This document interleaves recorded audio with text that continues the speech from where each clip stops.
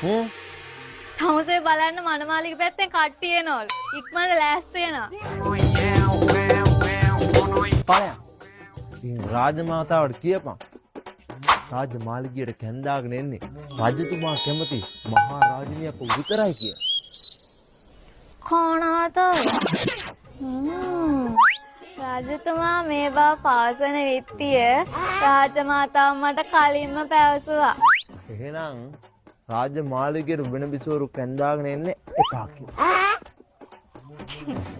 රාජමාතාව පැවසුවා තනියම ගෑනු හොයාගන්න කලින් තේ බීපු කෝප්පේ ඇඳුඩ තියෙන යට කලිසන් ටික හොදලා දාන්න කියලා.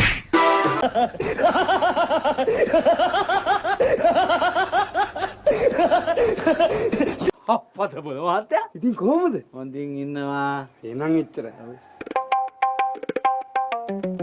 මේ ටිකේ වැඩ ටිකක් අඩුයි වගේ නේද? වැඩ අඩු? ඔව්.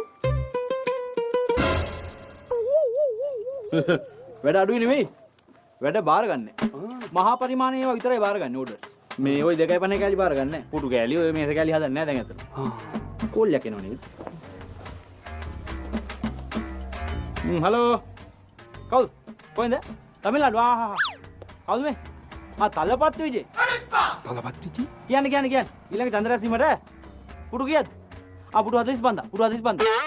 හරි ගල්ලා දෙන්නේ තලපත් විජේනේ බෑ කියන්න බෑ ඒකයි. එනක් බාර ගන්න වැඩේ. එන පොයිට් වාරම්. තලපත් විජේ. වෙල්ල බස්. ටග්ගල්. තලපත් විජේ? තලපත් විජේ. ඉන්දියාවේ? ඔය මුදලාලි. මේ තලපත් විජේට ඡන්ද රැස්වීමකට පුරු 45000ක් ඕන. මතක තියාගන්න. ඊට කලින් ගිහිල්ලා ජයසේකරයාගේ බාරගත්තු පුටු දෙක හදලා ඉතින්.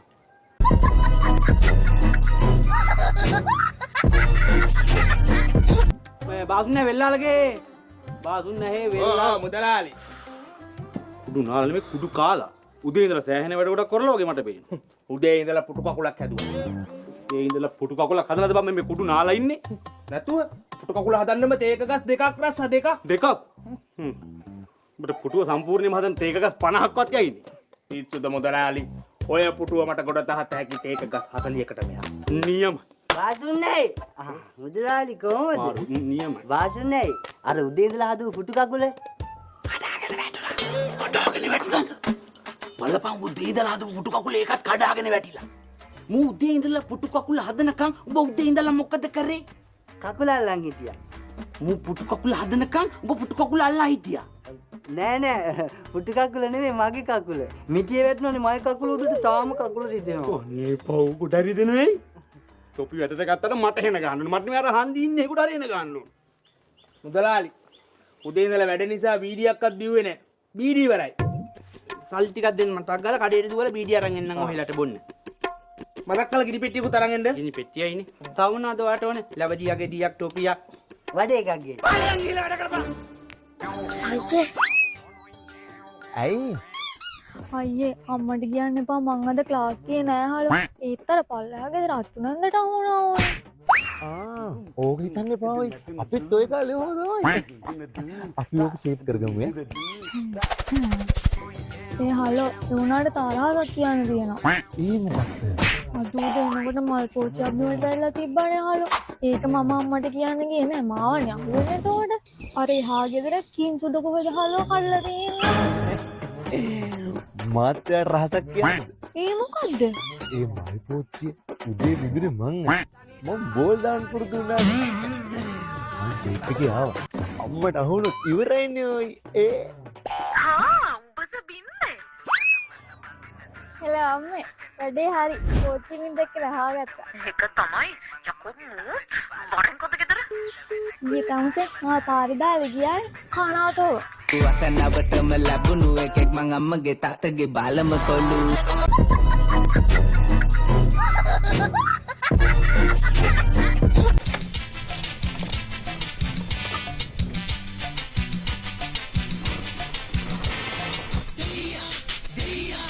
මේ ඇහුණයි මම පන්සලට යනවා. ඔහෙලත් එනවා යන්නේ.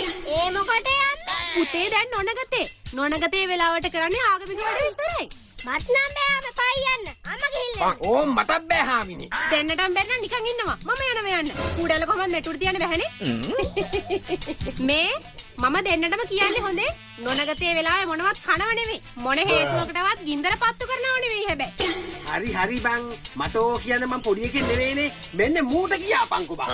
අනේ ඉන්න. මං යනවා එහෙනම්. මං කිව්වයි කියලා දෙන්නම මතක තියාගන්න ඕන හොඳේ.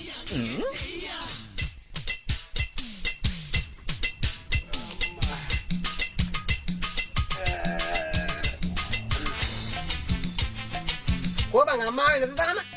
තාම අම්මාව නැහැ තාත්තේ. ඒක තමයි මේ මාත් බලන් ඉන්නේ. අම්මා බඩ මේ බඩ ඇතුලේ හිඟන්නේ ඉන්නවද මන් දන්නේ හැම වෙලාවෙම බඩකින් හත්වලා. අනේ මන් දන්නේ නැහැ බං මේ චාරිත්‍ර බඩකින් ඉන්න මට බං මේ නොනගතේ කියන්නේ. තාත්තේ අම්මා කිව්වේ කිසිම දෙයක් කන්න බෑ කියලා. නොනගතෙන් පස්සේ තමයි වැඩ අල්ලලා පත් කන්නේ. වැඩ නෙවෙයි බං දැන් අල්ලන්නේ ඉන්නේ මගේ බඩ. තාත්තේ තාත්තට බඩගිනි නම් මම වැඩක් කියන්නේ. මොකද්ද කියපන් ඉවසගෙන ඉන්න බෑ බං බඩගින්නේ මගේ. අම්මා එන්න කලින් අම්මා අරන් තියමු කැවලි මොනවා හරි කමු. හැබැයි අහුනොත් ඉඳලා ඉවරයි. උඹ කියන්නේ එහෙම නෑ හොඳේ. පිස්සුද? තාත්තට ෂුවර් නැත්තම් මම රුපියල් 100ක් දෙන්නකෝ. බබල් චක්කු ගන්න. එහෙම උනන් මම වචනයක්වත් කියන්නේ මම කට කොලවන්නේ. ඉඳා. හැබැයි කියන්නේ එහෙම නෑ හොඳේ. හරි එහෙනම් අම්මිල්ල කලින් යමයි තමයි. කොහෙද බං කියෙන්නේ බං? පියහංගලක් ගන්න බං.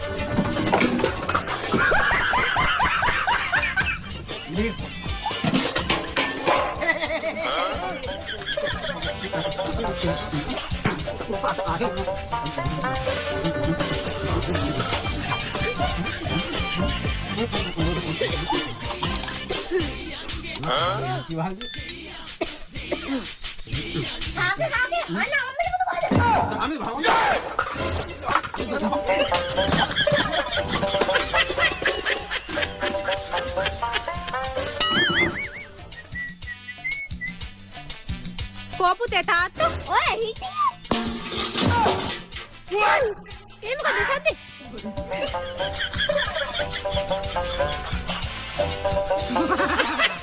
අනේ අපෝයි මේ විහිය කරපු වැඩ. නෝ මම නෙවෙයි නෝනේ මම නෙවෙයි.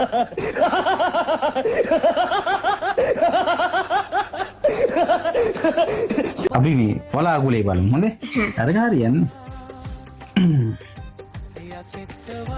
වලාකුලේ ඔයත් මේ කියවන දන්නවද? දන්න ටික කියන්නකෝ. වලාකුලේ කොයන්නේ හිමින් සැරේ මහ මුහුදින් අතුරු ටිකක් අරගන්නයි මං යන්නේ. ඉතරෙත් දන්නේ? ඔයා දන්නවද මේ වලාකුළු යන විදිය? පාවි නෙමෙයි ඒක උඩ ඉන්න එක මාම කෙනෙක්. ඒකේ තියෙන රෝද අර තටු හයි කරලා ඔයා ප්ලේන් දැකලා තියෙද? ප්ලේන් දැකලා තියෙද? ඒ ප්ලේන් වගේ තමයි වලාකුළු වල අර ලොකු ප්ලේන් වල වටේට පුළුන් අලවල තියෙන්නේ. මේ නඩක්කාத මාරි රියැක්ෂන් காட்டுற அந்த மூஞ்சி எங்கடா வாங்குன நீ? ඒක ඇතුලේ මාම කෙනෙක් ඉන්නවා. ඒක ඒ මාම තමයි පැදගෙන අරන් යන්නේ. ඊට පස්සේ මේ තියෙන මහා මුහුදින් වතුර ටිකක් අරගන්න මම යන්නේ කියන්නේ එහෙම උඩින් ගිහිල්ල වෙලා ලොකු බටයක් තියෙනවා හොඳේ. ඒ බටේ වතුරට දාලා ඉවර වෙලා අර මෝටර වතුර මෝටර දැකලා තියෙද? වතුර මෝටරෙන් වගේ මෙහෙම උඩට වතුර අදිනවා. ඇදලා ගිහිල්ල වෙලා ඔය අර කඳු තියෙන පැත්තේ තියෙන්නේ. ඒ කඳු තියෙන පැත්තේ වලට උඩින් අතාරිනවා. එතකොට තමයි අර අපිට දේ දුන්න වගේ පේන්නේ. අර පුළුන් වල තියෙන්නේ නැත්තම් අර අපි දැක්කට පස්සේ වතුර අරන් යන දැක්කම හරි නෑනේ. ඒකයි. අර හැමතැනම වතුර ගන්න දෙන්නේ නැහැ. මොකද? එහෙම හැමතැනම වතුර ගන්න බෑ.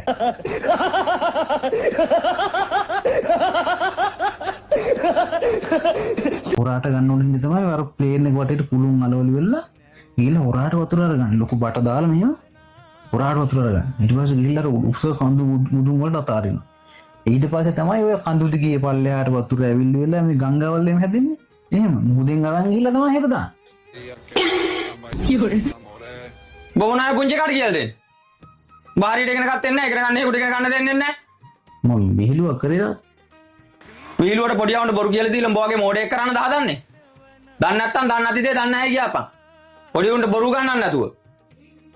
මින්ගේ බබා ගිහලා අක්කට ගිහලා ගන්න පාඩම.